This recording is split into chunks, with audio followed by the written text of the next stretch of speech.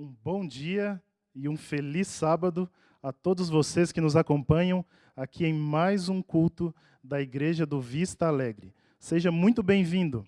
Tenha a certeza de que Deus está muito feliz com a sua presença. Você deve estar assistindo aí no seu PC, no seu notebook, no seu smartphone, onde você estiver. Tenha certeza que Deus está aí ao seu lado e que você possa sentir toda a paz, amor e alegria que só Ele pode proporcionar. Eu gostaria de convidar você nesta manhã a agradecer a Deus. Muitas coisas têm se passado no mundo, mas mesmo assim, nós temos muitos motivos para agradecer. E eu gostaria de ler com vocês o Salmo 118, no verso 1, que diz: Rendei graças ao Senhor, porque Ele é bom, porque a sua misericórdia dura para sempre. E é interessante porque o Salmo 136, no verso 1, diz exatamente a mesma coisa. Ou seja, a Bíblia nos ensina a sermos gratos. E eu gostaria de hoje convidar você a ser grato pela criação, porque Deus nos criou com as suas próprias mãos.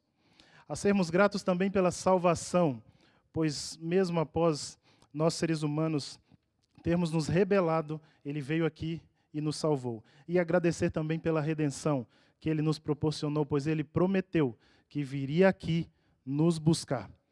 E neste momento eu gostaria de convidar você, aí onde você estiver, e nós iremos cantar juntos o hino número 471, Confiei no meu Senhor.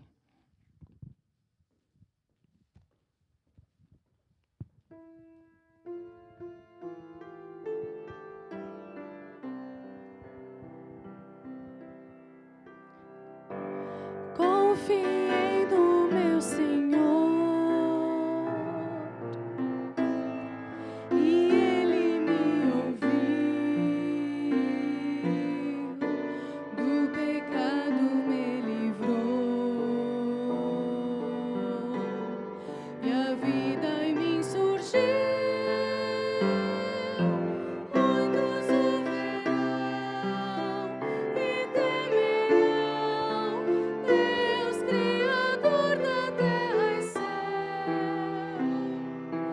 Bem-aventurado que confia no Senhor, a Cristo honra, glória e louvor.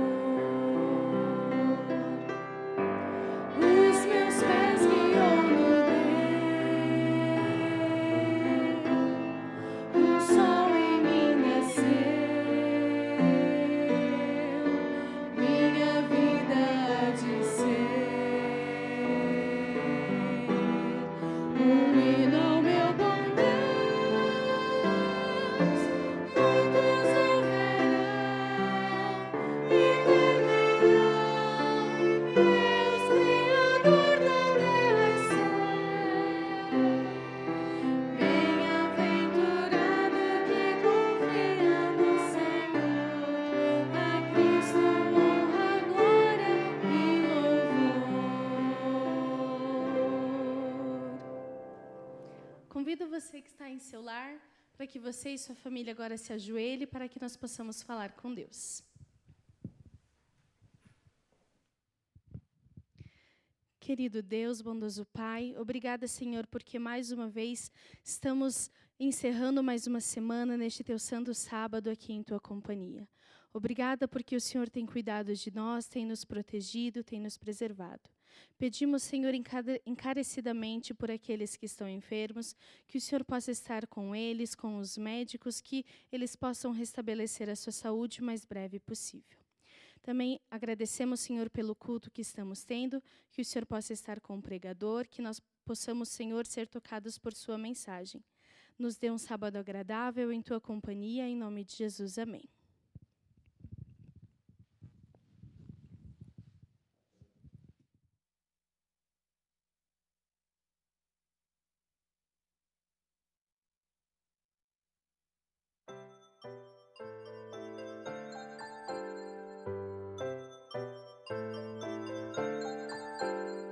Chegou!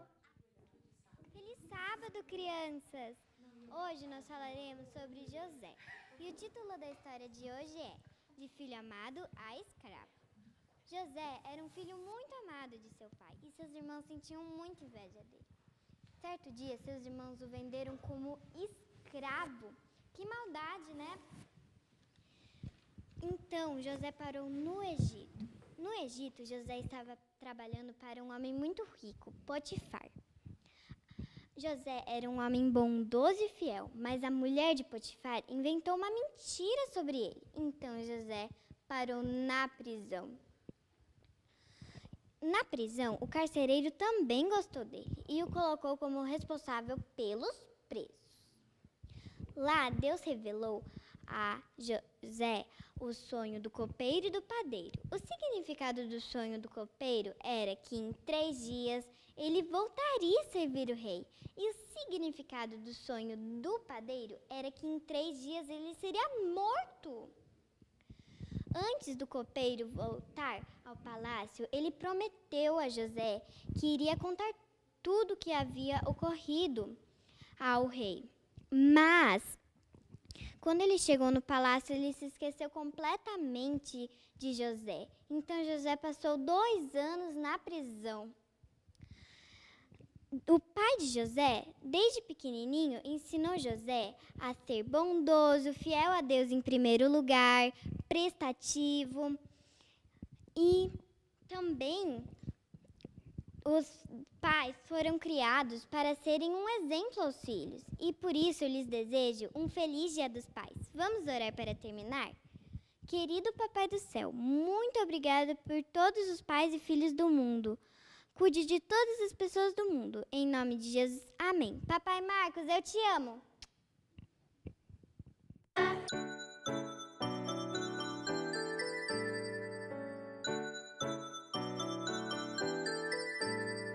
Agora vamos em família adorar, pensar em Deus e aprender do seu amor. Oh, que alegria sentimos aqui de juntos poder escutar.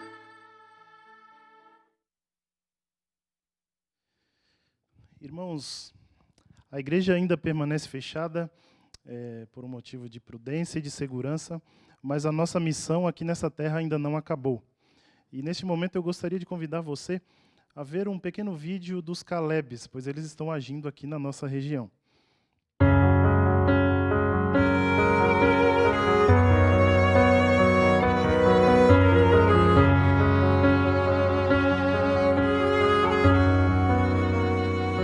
Cuidei de você quando em seu quarto chorou.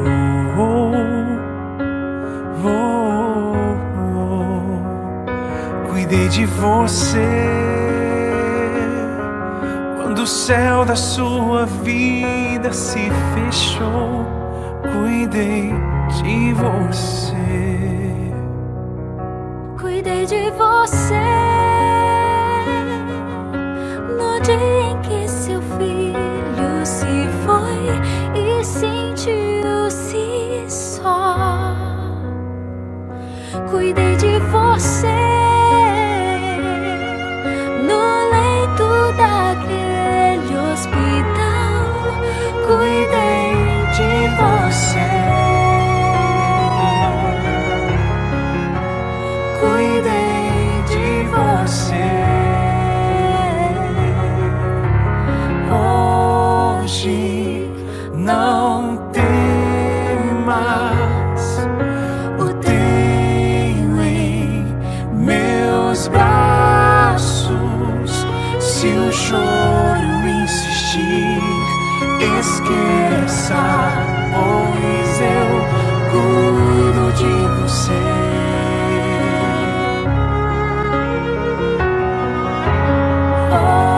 Ouça, meu filho, tudo é tão simples. Descanse, meu amor, deixa que eu cuido de você. Cuidei de você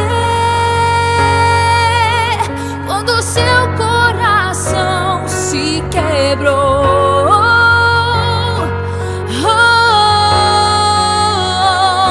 Cuidei de você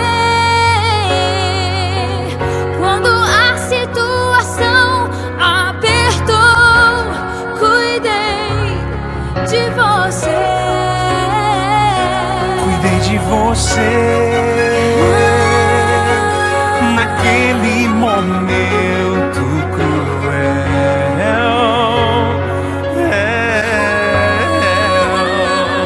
Cuidei de você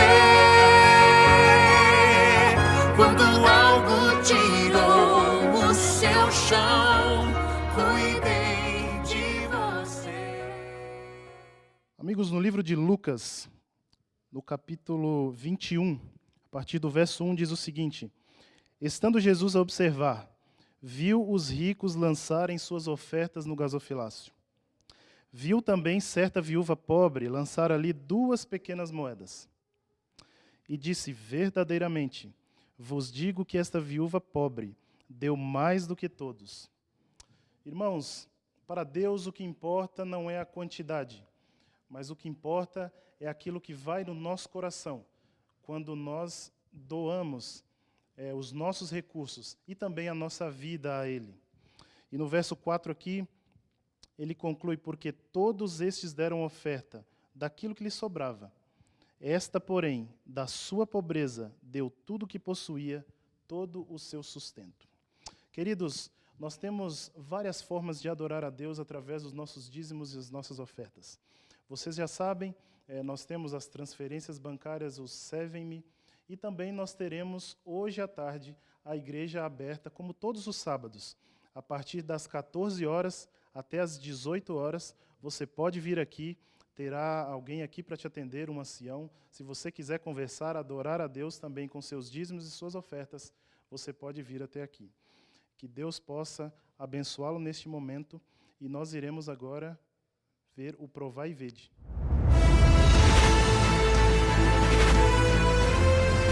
Provai e Vede. História de hoje: Esperança rasgada. Esta é Ruth Mari Rosa, trabalhando como enfermeira em um dos hospitais da cidade de Córdoba, Argentina. Ruth estudou enfermagem na Universidade Adventista do Plata e, durante esse período, teve que se esforçar muito para conseguir pagar as mensalidades.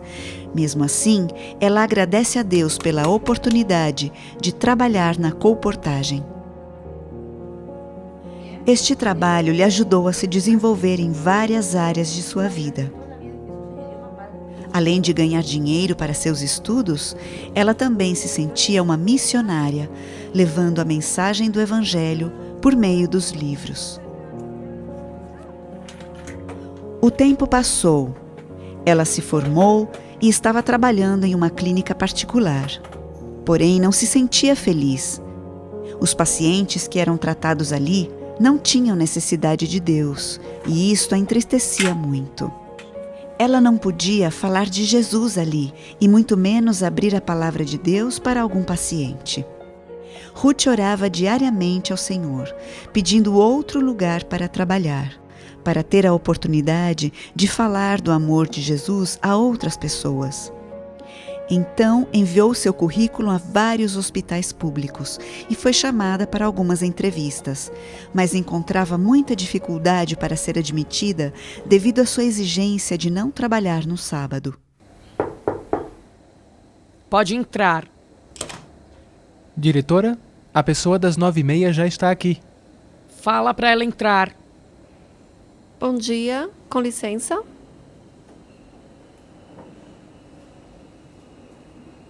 Sente-se, por favor. Obrigada. Em que eu posso lhe ajudar? Meu nome é Ruth, sou enfermeira e trouxe meu currículo para trabalhar no Hospital Misericórdia. Ah, ok. Deixa eu dar uma olhadinha. Ruth, você estudou na Universidade Adventista do Plata. Você é adventista? Sim, sou adventista. E que texto é esse que você menciona aqui no seu currículo? Eu uso esse versículo bíblico como fundamento para pedir os sábados livres.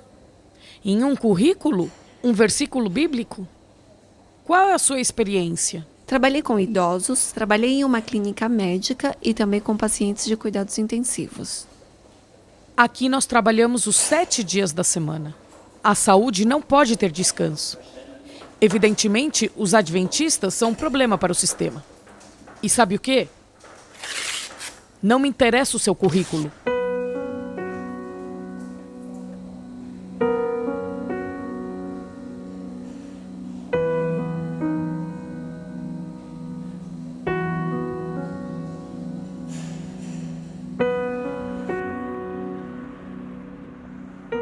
Ruth saiu desapontada daquele hospital, mas se sentia segura na mão de Deus, confiando que Ele atenderia o seu pedido.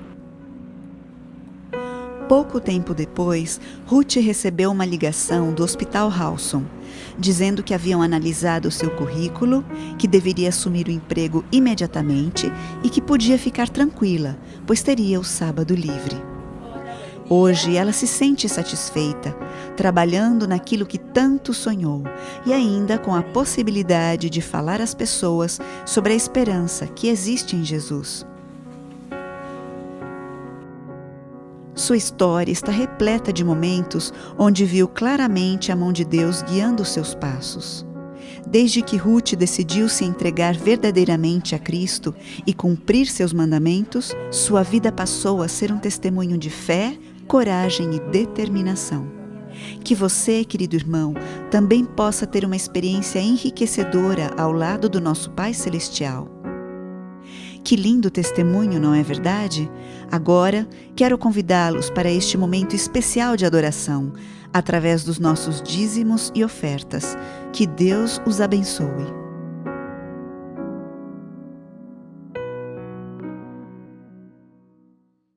Irmãos, neste momento nós teremos uma mensagem musical com a Lara e com a Érica.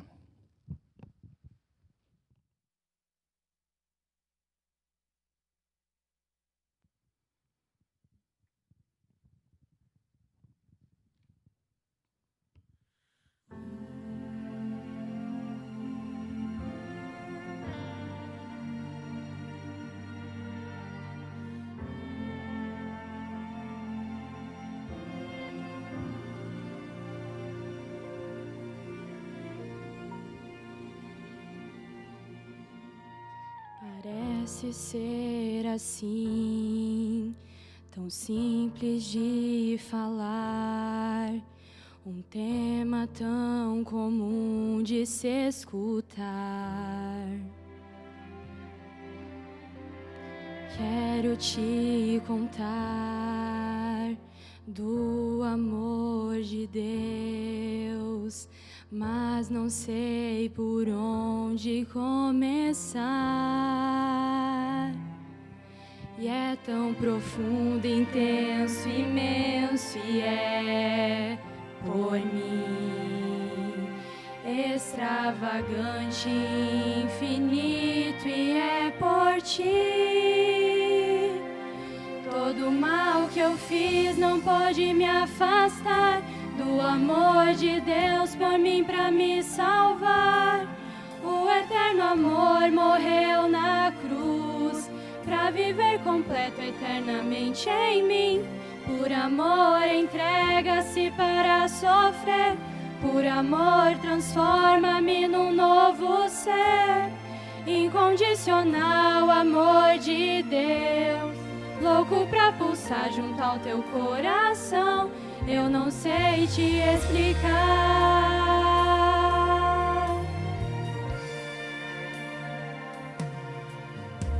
Canções que já cantei, poemas que já li, e as tentativas que eu já vi não vão compreender,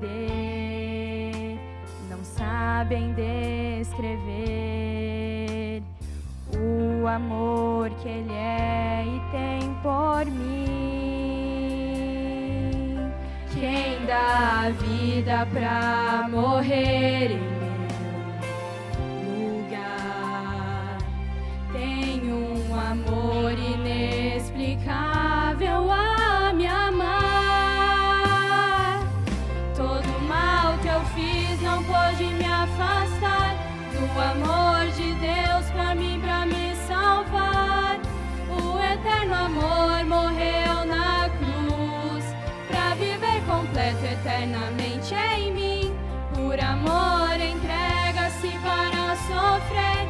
Por amor, transforma-me num novo ser. Incondicional amor de Deus. Louco pra pulsar junto ao teu coração. Eu não sei te explicar.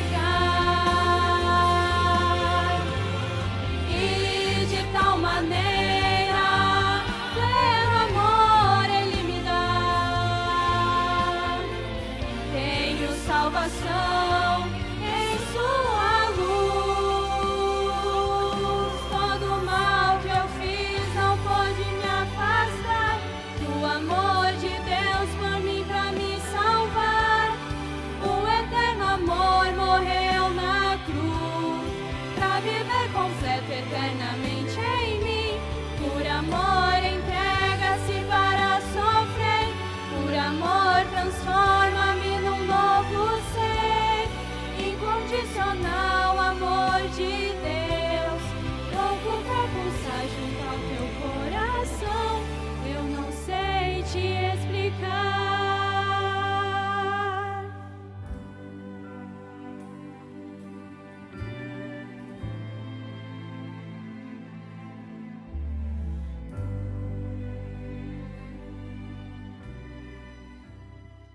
Amém.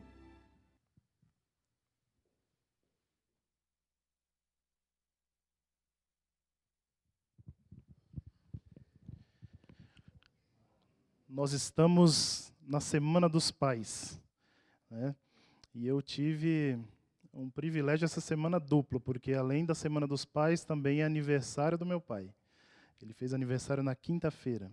Mas eu queria ler um verso sobre o maior pai de todos. 1 João, no capítulo 3, no verso 1, diz: Vede que grande amor nos tem concedido o Pai, a ponto de sermos chamados filhos de Deus. E, de fato, somos filhos de Deus. Então, você que está aí na sua casa neste momento, ou onde quer que você esteja, fique em reverência. E, se possível, se você puder, junto com a sua família, se ajoelhe. E nós iremos orar neste momento.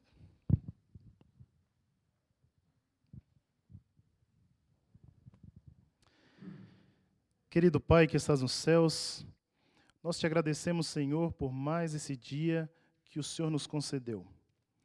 Senhor, mais esse dia que nós estamos aqui para engrandecer, louvar e adorar o teu santo nome. Senhor, obrigado porque o Senhor, o nosso Criador, adotou a todos nós como seus filhos. É muito bom ter um Pai como o Senhor, que está presente em todos os momentos da nossa vida. Nos momentos difíceis, o Senhor nos ajuda, nos acalenta, nos ampara. E nos momentos de alegria, também o Senhor está lá para nos conduzir.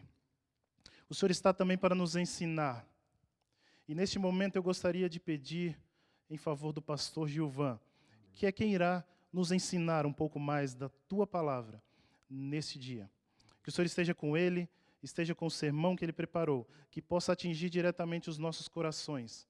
É isso que te pedimos, te agradecemos, em nome de Cristo Jesus. Amém.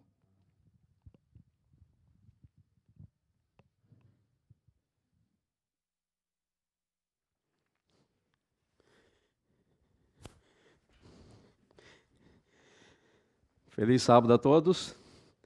É uma alegria muito grande estarmos reunidos aqui mais uma vez na manhã deste dia, do santo dia do Senhor, para juntos estudarmos a palavra de Deus. É tão bom estar nesse momento no ambiente da igreja, ouvindo agora a Maria contar a história das crianças, a Érica e a Lara cantarem, também a Sheiva com os louvores, e ter todo o nosso grupo musical aqui na igreja. É tão bom esse convívio.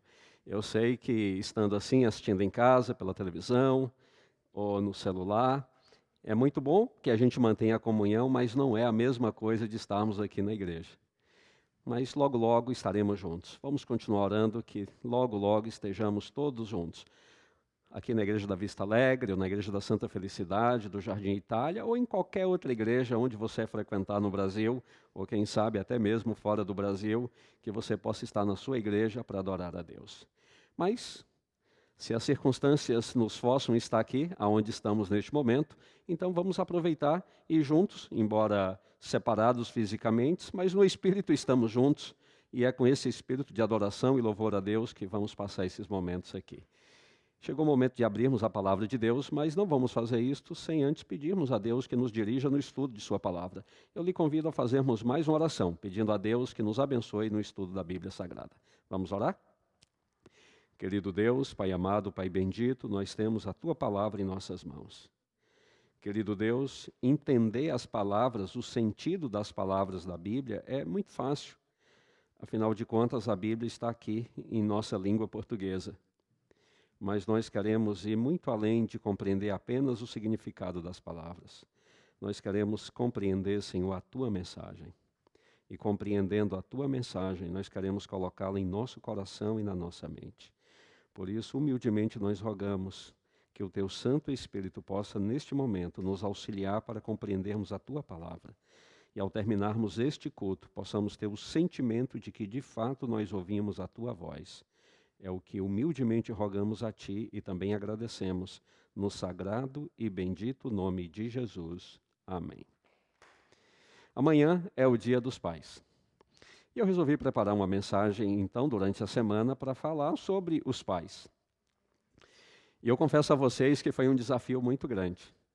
É muito fácil falar sobre o Dia das Mães. Há tanta mensagem na Bíblia sobre o Dia das Mães, tantos exemplos bonitos, como Ana, Maria, Isabel e tantas outras histórias bonitas de mulheres que se tornaram mães e foram um exemplo. Mas quando eu comecei a estudar algumas histórias para falar sobre pais, eu fiquei um pouco assustado, porque a Bíblia conta a história de alguns pais, e estes pais, embora tenham sido homens de sucesso no ministério de Deus, homens que têm um nome aí consagrados na história da Bíblia, mas que infelizmente terminaram perdendo os filhos. Um exemplo deles é o sacerdote Eli. Eli foi quem criou Samuel e o preparou para o ministério sacerdotal. Mas Eli perdeu os próprios filhos. A Bíblia diz que os filhos de Eli eram filhos de Belial. Belial era o deus dos cananeus, né? A Bíblia também diz que o próprio Samuel também perdeu os filhos. Os filhos de Samuel deixaram de andar no caminho de Deus. A gente pode dizer a mesma coisa de Davi, de Salomão. Por exemplo, a Bíblia diz em 2 Reis, capítulo 18, que o rei Ezequias foi o maior rei da história do reino de Judá. A Bíblia diz que nunca houve um rei como ele, nem antes nem depois, que tenha andado nos caminhos de Deus. Mas Ezequias foi o pai do rei Manassés, que foi o pior rei da história de Judá. Nunca no reino de Judá houve um rei que tenha governado tão distante de Deus quanto o rei Manassés, que era filho de Ezequias. Embora Manassés tenha se convertido no final, mas durante todo o reinado dele, ele viveu longe de Deus e muita gente perdeu a salvação por causa dele. Então, olhando a Bíblia, eu escolhi duas histórias. Uma história de alguém que teve sucesso como pai e alguém que não foi bem sucedido como pai. E através das duas histórias nós podemos aprender. Uma por exemplo e a outra por contraste. E é interessante que as duas histórias ocorrem ao mesmo tempo. As duas caminham juntas, mas cada uma tem um fim diferente conforme a atitude do pai em relação à família. E essas duas histórias estão no livro de Gênesis. Eu gostaria de convidar você para a gente ler essas histórias. A primeira delas está no capítulo 41 do livro de Gênesis.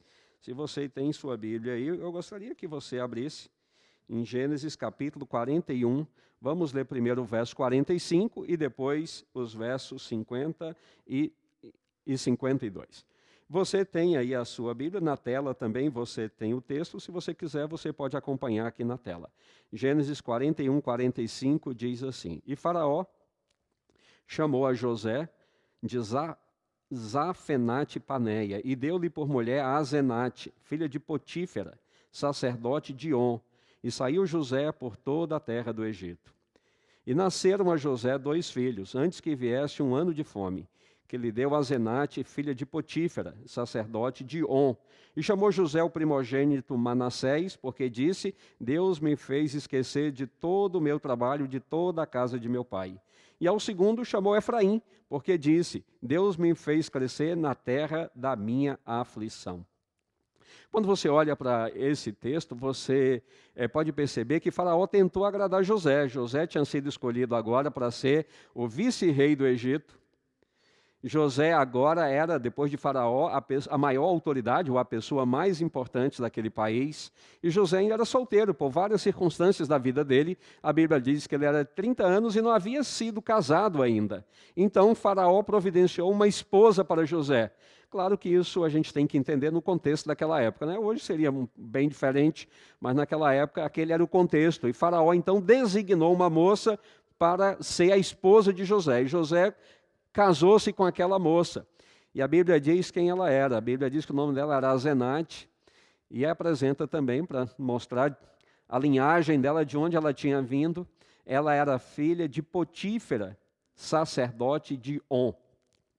Eu confesso que durante muito tempo, quando eu li esse texto, eu imaginava que On era o nome do Deus, de quem Potífera era o sacerdote. Mas depois eu descobri que On, na verdade, era uma cidade. Ele era o sacerdote da cidade de On. E o Deus que era adorado era o Deus Ra, que era uma das divindades do Egito. E se você olhar o nome de Potífera, você vai ver que as duas últimas letras formam o nome do Deus egípcio, Ra. Então a pronúncia talvez fosse Potif, tracinho, Ra. Seria o nome do sacerdote. O nome dele estava ligado à divindade a quem ele adorava e servia. Então essa moça veio para a casa de José com todo esse background, né? Com toda essa linhagem religiosa, né? Ela veio de um lar pagão, onde não se sabia absolutamente nada sobre o Deus, Criador dos céus e da terra.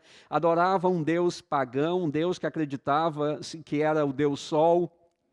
E ela foi educada assim, e o pai dela era o sacerdote daquela religião. Então ela tinha tudo para trazer para a casa de José a influência da adoração ao Deus egípcio Ra. Mas quando você olha para a palavra de Deus, você percebe que, apesar de ter todo esse contexto dentro de casa, José, ele foi um pai exemplar. Mas antes de falar de José, deixe-me falar da segunda história. Deixe-me apresentar a vocês a segunda história, que também está no livro de Gênesis, no capítulo 38. É interessante que a história de José é contada do capítulo 37 de Gênesis até o capítulo 50. Mas abre um parêntese nessa história do 37 ao 50 para contar uma outra história. No capítulo 38 conta a história de Judá. E no capítulo 38, verso 1, diz assim, você pode acompanhar aí na tela, por favor. E aconteceu no mesmo tempo que Judá desceu de entre seus irmãos e entrou na casa de um homem de Adulão, ou de Canaã, cujo nome era Ira, e viu Judá ali a filha de um homem cananeu, cujo nome era Sua, e tomou-a por mulher e a possuiu. Judá, então, deliberadamente, ele toma a decisão de afastar-se. A Bíblia diz que nesse mesmo tempo, era o mesmo tempo em que a história de José estava ocorrendo, a história de Judá também estava acontecendo. Uma lá no Egito e outra um pouco mais perto ali entre os filhos dos cananeus. José foi levado de forma forçada para o Egito. Judá escolheu sair de casa e viver entre os cananeus. E Judá sabia que Deus tinha dado uma ordem que os filhos de Abraão, os descendentes de Abraão, não deveriam casar-se com as moças cananitas. Porque Deus temia a influência dos cananitas na família de Abraão, sabendo que por laços de casamento, eles trariam aquela cultura religiosa pagã para dentro da família de Abraão. E isso poderia ser uma verdadeira cilada para afastar os descendentes de Abraão do caminho de Deus. Judá sabia isso, ele tinha sido ensinado por Jacó, ele conhecia os preceitos da lei de Deus. Mas ele voluntariamente resolveu afastar-se. Afastou-se da família, afastou-se de Deus e foi viver entre aqueles que Deus disse que eles não deveriam relacionar-se com eles. E ele ainda casou-se com uma moça de lá. Ele foi atraído por uma moça cananeia. Ele ficou atraído por ela.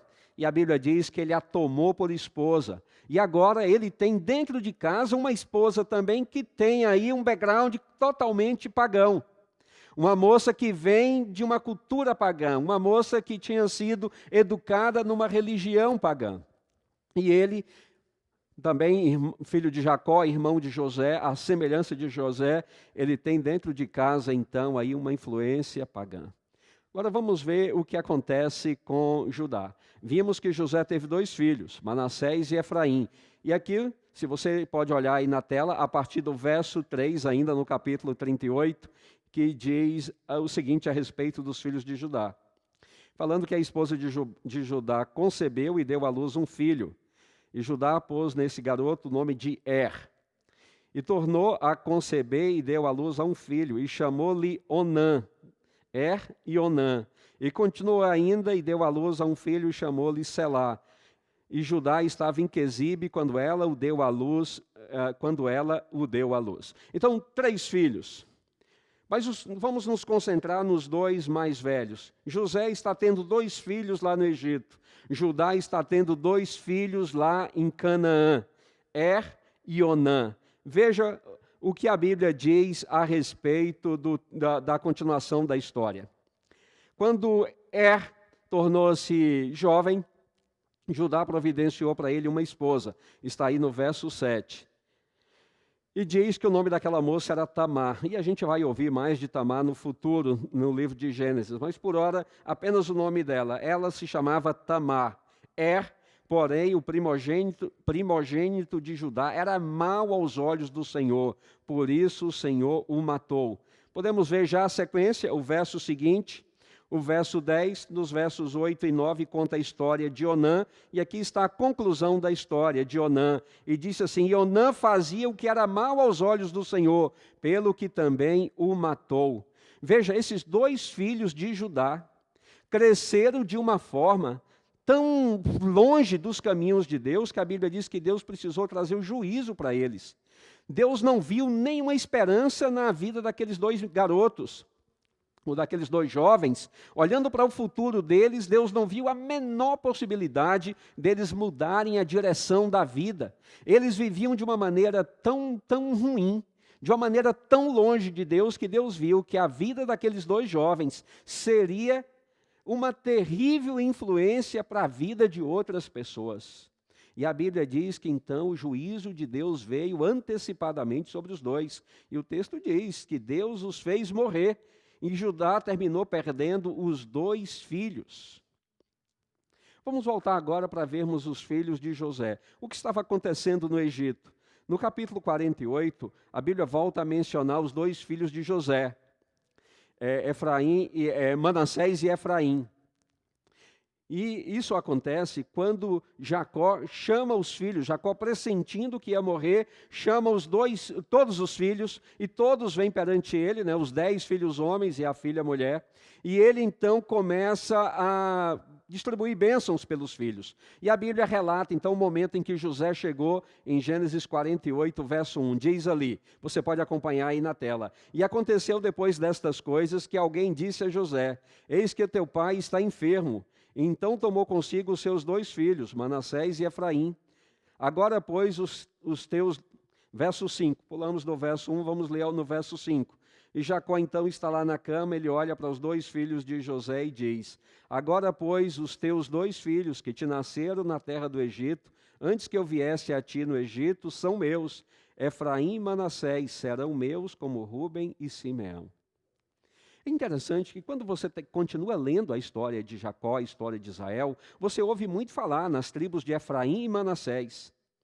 E a gente esquece que Efraim e Manassés não eram filhos de Jacó, eram filhos de José, mas eles foram criados de tal maneira nos caminhos de Deus, que Deus incluiu os 2 na aliança que ele tinha com o povo dele, que formaria depois a nação de Israel. Efraim e Manassés foram criados com uma mãe que tinha esse legado religioso pagão, mas eles aprenderam a respeito de Deus.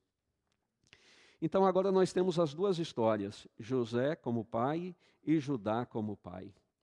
José criou os filhos como cristãos, ou com os princípios da palavra de Deus, no mundo que não tinha os princípios da palavra de Deus. É como ser um pai cristão no mundo pós-cristão. O que José fez que conseguiu manter os filhos dele nos caminhos de Deus. Bem, a Bíblia não conta detalhes, mas pela conclusão da história nós podemos aprender algumas lições. José, quando recebeu a esposa e a trouxe para casa, ele sabia a influência que aquela moça teria na casa, nos filhos que nascessem no futuro. E José ele tomou algumas decisões. Não decisões de mudar a vida dele, porque a vida dele foi sempre vivida no caminho de Deus.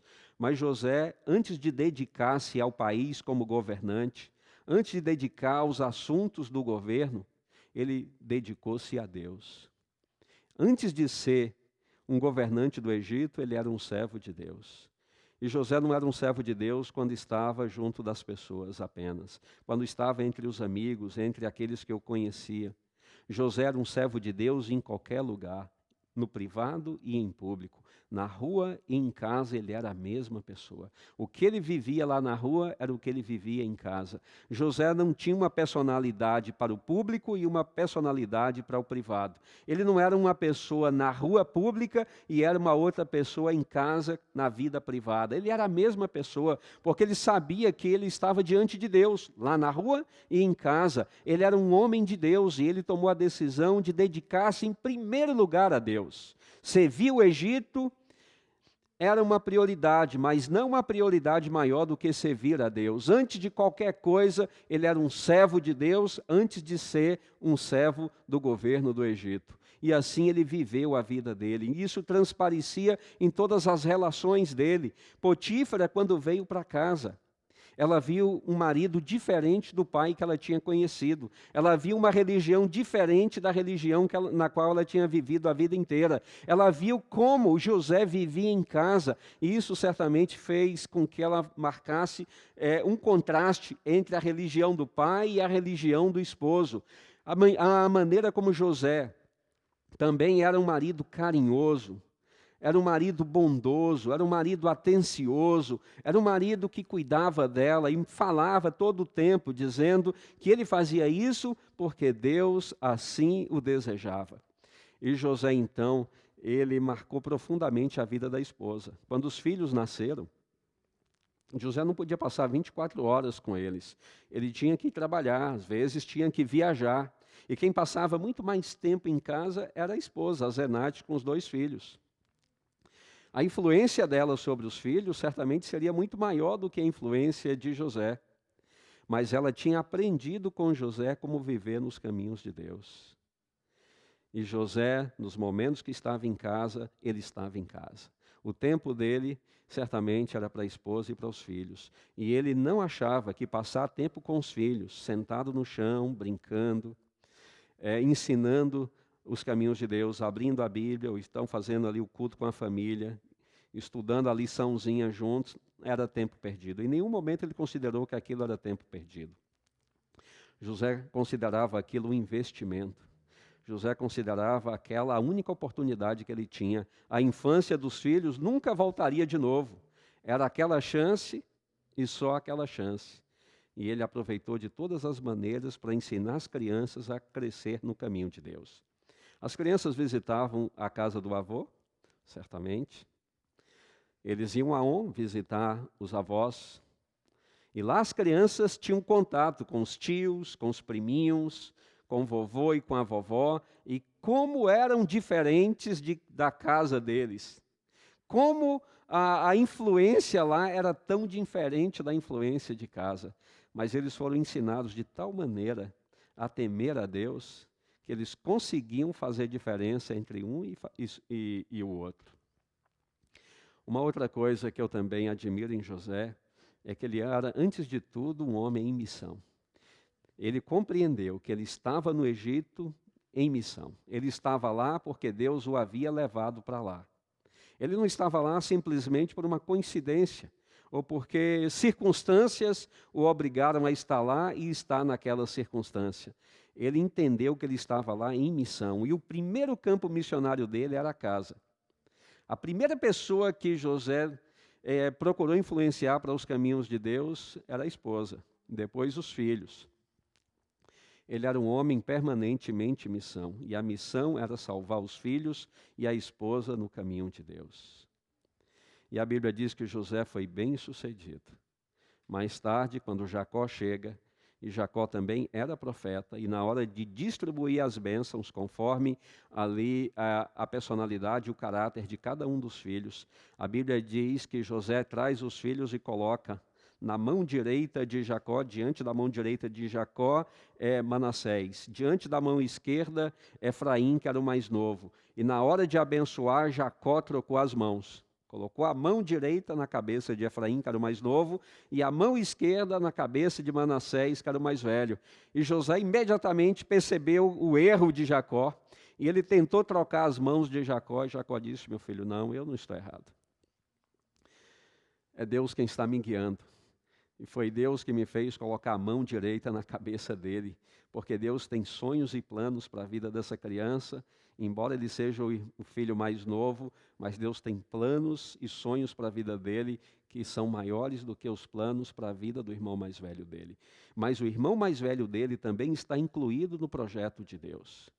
E é interessante que para formar as 12 tribos, Deus precisou remover alguns nomes dos filhos de Jacó e no lugar incluiu os filhos de José. Eles foram criados de tal maneira no temor de Deus, que Deus os incluiu no plano do seu povo. E Judá? O que aconteceu com Judá? Judá permitiu que as circunstâncias moldassem a vida da família dele. Ele chegou lá, certamente havia muitas festas, ele aproveitou para ir, ele aproveitou para sair com os amigos, ele começou a fazer o que as pessoas lá faziam, ele começou a ficar deslumbrado com as coisas que aconteciam lá entre os cananeus.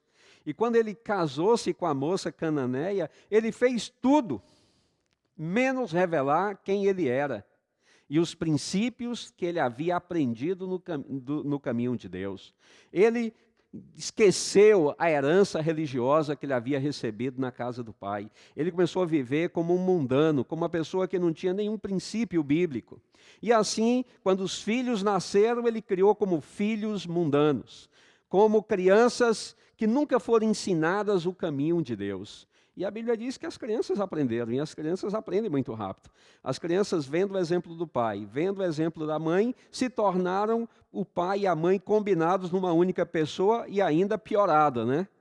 Que a Bíblia fala que eles chegaram num nível tão grande de degradação que precisaram receber o juízo antes do tempo.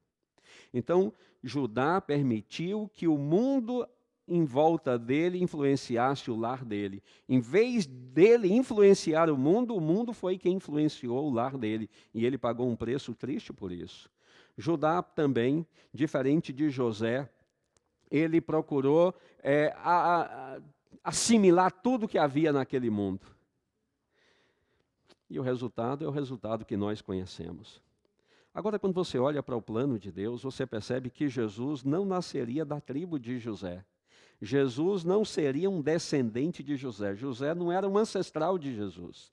O ancestral de Jesus, o príncipe de Deus, naquela família de 12 filhos, por mais irônico que possa parecer, era Judá. Jesus vem da tribo de Judá, ele é chamado de o leão da tribo de Judá. Então, quando José foi levado ao Egito para preservar a família de Jacó, o alvo de Deus era Judá, porque se Judá morresse, como Jesus nasceria depois?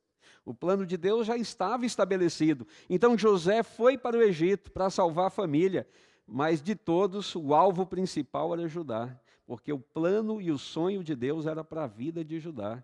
Embora tenha sido criado no caminho de Deus, Judá nunca correspondeu aos sonhos de Deus para a vida dele. Aquela fórmula que a Bíblia usa muito, né? O Deus de Abraão, o Deus de Isaac, o Deus de Jacó, era para ter um quarto nome ali, o Deus de Judá. Mas este nome nunca foi incluído na fórmula lá, porque Judá afastou-se dos caminhos de Deus e criou uma vida longe de Deus. Meus queridos, você que é pai, assim como eu sou pai de 2 também. 2 filhos adultos, tenho uma filha de 25 anos e um filho de 21, e eu sei as lutas que todos nós temos para criar os nossos filhos no caminho de Deus. Uma coisa que a gente aprende é que não é pelo fato de você andar no caminho de Deus que seus filhos receberão automaticamente essa herança. Aí está Eli, Samuel, Davi, Salomão. e tantos outros para provar que isso é verdadeiro. Então, nós precisamos investir tempo nos nossos filhos, como José fez. Não podemos permitir que o mundo, o que é ensinado no mundo, entre no nosso lar, influencie o nosso lar. Nosso lar tem que ser influenciado exclusivamente pela palavra de Deus. Aqui deve estar o guia de nosso lar. Nós devemos, cada dia, conhecer a vontade de Deus e praticar a vontade de Deus com os nossos filhos. Uma outra lição que a gente aprende é que, apesar de você fazer tudo isso, criar os seus filhos no caminho de Deus, não é garantia de que mais tarde, quando se tornarem adultos, eles andarão no caminho de Deus. Adultos, eles tomarão decisões próprias. Assim como Judá tomou a decisão de sair de casa, pode ser que algum filho termine saindo de casa também. Talvez você que está me ouvindo já, infelizmente, esteja vivendo essa experiência, de que os filhos cresceram, um ou outro talvez tenha abandonado o caminho de Deus. Mas você deve ter uma coisa que conforte o seu coração. É dizer, eu criei no caminho de Deus. Eu ensinei no caminho de Deus. Eu fiz a minha parte. Porque mais tarde, no momento da vida da criança, quando o Espírito Santo a sensibilizar, agora já como uma pessoa adulta, para que ela possa voltar para o caminho de Deus, ela vai ter um depósito de onde tirar. O que ela foi ensinada vai voltar novamente. E ela vai lembrar qual era a vontade de Deus, o que ela aprendeu para a vida dela. E quantas histórias lindas nós temos de filhos que andaram longe de Deus, voltaram para o Senhor e hoje se tornaram líderes na igreja de Deus. Porque havia um depósito de onde tirar. Mas quando a gente não plantou, a gente não depositou nada lá, quando não passamos com os nossos filhos, nem ensinamos, não abrimos a palavra de Deus para eles, que depósito eles têm? Como serão sensibilizados se nunca conheceram nada? Se nunca souberam quem era o Senhor e o que Ele fez pela família? Se você, por acaso, está vivendo a experiência de ser um pai que ainda tem as crianças sob a sua influência, então aproveite esse tempo. Nunca esqueça que a infância não volta. Você só tem uma chance, você só tem uma oportunidade. Nunca mais a infância de suas crianças voltarão. Então aproveite essa oportunidade que você tem hoje.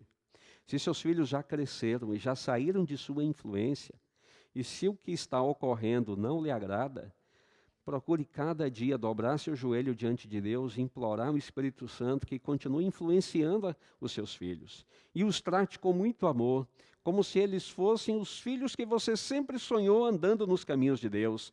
Como se eles fossem os líderes da igreja, embora não sendo. Mas trate com carinho, nunca os confronte, nunca mostre o seu desagrado por eles não andarem no caminho de Deus, mas trate sempre com muito amor, porque apenas o amor pode encontrar um caminho de volta no coração deles. Ellen White diz que o amor só se conquista com amor. Então, muita oração e muito amor. Trate com todo carinho e amor, porque apenas o amor pode encontrar novamente um caminho para o coração deles.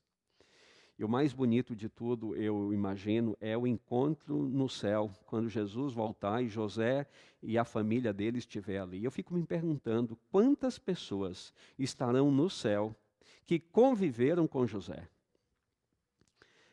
Em primeiro lugar, a esposa, os filhos, quem sabe o sogro, né? Potífara. Quem sabe Potífara não estará no céu com a família dele também? Quantas outras pessoas que conviveram com José poderão estar no céu? Pela influência dele. Mas se ninguém estiver lá, mas se a família estiver, José estará feliz. Hoje eu estive visitando à tarde o nosso querido irmão José Teixeira. Quem é aqui do distrito da Vista Alegre sabe muito bem quem é o irmão José Teixeira e em que circunstância ele está vivendo. E falamos com ele ali sobre as bênçãos que ele tem, e a maior de todas as bênçãos é poder dizer assim: eu e a minha casa servimos ao Senhor. O irmão José Teixeira não é um homem rico, milionário, não é um homem que tenha talvez muitas propriedades aí espalhadas pela cidade, mas irmão José tem uma coisa que pouca gente consegue ter: ele tem toda a família dele andando nos caminhos de Deus. A esposa, as 2 filhas, os 2 genros, os 2 netos, o sogro e a sogra. Ele pode dizer: eu e a minha casa servimos ao Senhor. Que riqueza saber que ele anda no caminho de Deus. Por isso, para terminar, eu gostaria de dar a você um conselho da palavra de Deus. Um conselho bem conhecido, que está no livro de Provérbios, no capítulo 22, verso 6. Ali diz, você pode ver aí na tela, educa a criança no caminho em que deve andar, e até quando envelhecer, não se desviará dele. Educa a criança no caminho em que deve andar. Educar é a nossa parte. E educar no caminho de Deus. E a promessa de Deus é, você verá o glorioso fruto do seu trabalho. Papai, dedique-se aos seus filhos como missionário. Você é o missionário enviado para o campo do seu lar. Salve os seus filhos para os caminhos de Deus. Se não for possível, pelas decisões que eles tomarão no futuro, mas pelo menos tenha a sua consciência tranquila de que você os ensinou a andar no caminho de Deus. Que o Senhor os abençoe e que, quando toda a família estiver reunida novamente na volta de Jesus, você tenha alegria de ver ali os seus queridos que Deus lhe deu aqui na terra, para que a vida eterna seja gloriosa para você também. Que Deus lhe abençoe. Amém.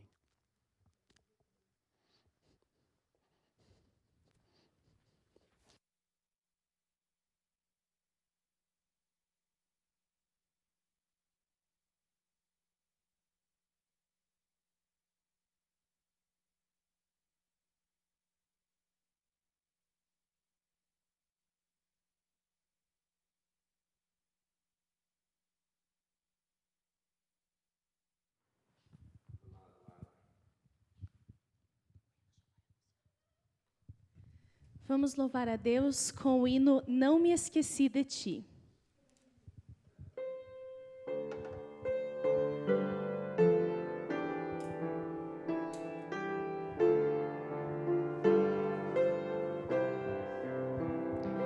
Se as ondas desta vida destruírem tua fé e fizerem que duvides de que em breve voltarei, volve os olhos ao passado, vê na cruz o meu sofrer. Queres provas mais do que esta? Tanto amei que a vida dei. Pensas mesmo ser tão fácil esquecer o que falei? Se na história deste mundo já meus pés encoerei, mesmo que uma mãe viesse de seu filho se esquecer, ainda assim não haveria de me esquecer de ti.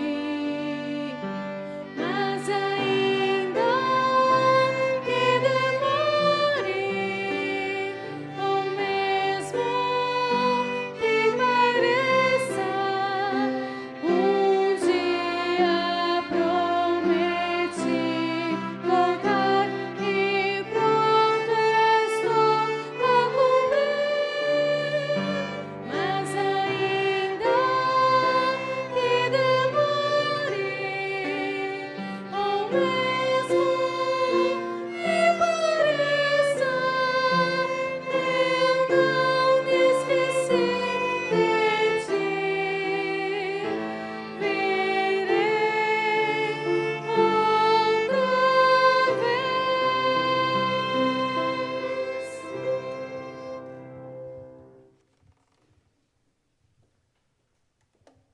Vamos orar?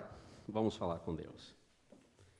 Querido Deus, Pai amado, Pai querido, muito obrigado, Senhor, porque sendo pai e mãe aqui na terra, nós podemos nos assemelhar ainda mais com o Senhor. Podemos sentir um amor profundo pelos nossos filhos e assim podemos compreender o amor que o Senhor tem por nós. Mas, Pai querido, ajuda-nos a compreender que apenas a paternidade ou a maternidade não está completo, não é o todo o trabalho. Porque não é apenas colocar crianças no mundo que é a nossa parte. Nós precisamos, acima de tudo, colocar crianças no reino dos céus. Por isso nós pedimos ao Senhor humildemente sabedoria, querido Deus, para aqueles pais que ainda têm os filhos pequenos em casa, que eles possam dedicar-se de tal maneira, sabendo que aquela é a tarefa mais importante e mais nobre da vida deles. Eles estão preparando os próprios filhos para entrar na Canaã celestial. Rogamos também pelos pais que já têm os filhos adolescentes, jovens, já são desafios diferentes, que o Senhor possa nos dar a todos muita sabedoria para continuar amando de uma forma incondicional os nossos filhos e, ao mesmo tempo, estar educando-os para continuarem andando nos caminhos de Deus. Eles estão vivendo num mundo desafiador, um mundo que já está vivendo um período quase que pós-cristão, muito semelhante ao mundo em que José viveu lá no Egito. Rogamos também, Senhor, muita sabedoria para os pais que têm os filhos adultos já. Rogamos humildemente que o Senhor possa abençoar a todos os pais, principalmente aqueles que hoje sentem uma profunda tristeza no coração, de saber que os filhos um dia andaram aqui com o Senhor e agora, à semelhança de Judá, afastaram-se e estão vivendo lá fora, distantes do Senhor. Que estes pais, querido Deus, possam continuar orando com intensidade, pedindo ao Senhor que encontre um caminho para o coração dos filhos novamente. Que eles possam amá-los de todo o coração, mostrando a eles a verdadeira religião de Cristo, que é a religião do amor, do carinho. Que eles saibam dizer palavras que façam os filhos aproximar-se mais deles e, aproximando deles, possam aproximar-se do Senhor também.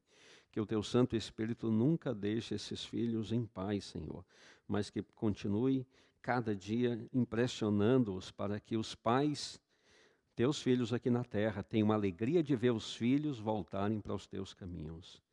Querido Deus, nós queremos a semelhança de José, saber que o Senhor incluiu os nossos filhos nos Teus planos, que os nossos filhos foram incluídos nos Teus planos também, que os sonhos e os projetos que o Senhor tem para os nossos filhos possam se cumprir segundo a Tua vontade, para a honra e glória do Teu nome.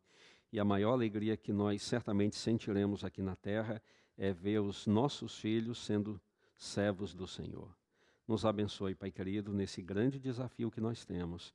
Nós oramos agradecidos no santíssimo nome de Jesus. Amém. Feliz sábado a todos, que o Senhor dê a vocês todos um sábado feliz e uma nova semana que vai começar logo mais à tarde, que seja uma semana muito abençoada e protegida pelo Senhor. Grande abraço a todos, fiquem com a paz do Senhor. Amém.